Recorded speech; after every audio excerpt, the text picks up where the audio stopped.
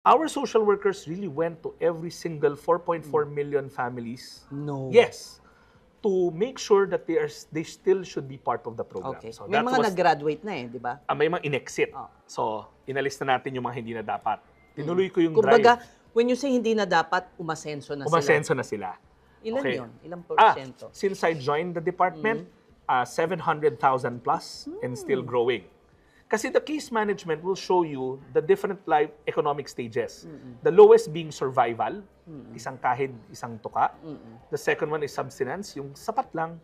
Yung pangatlo is what they call self-sufficient already. Yun yung mga pang-graduate. So what have we done so far? Clean the list. 2, reinstate an exit mechanism.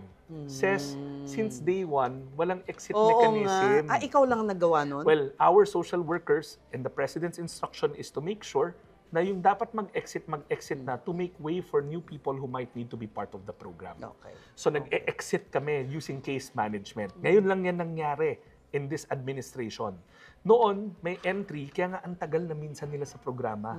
Pero ngayon, nag-exit na tayo.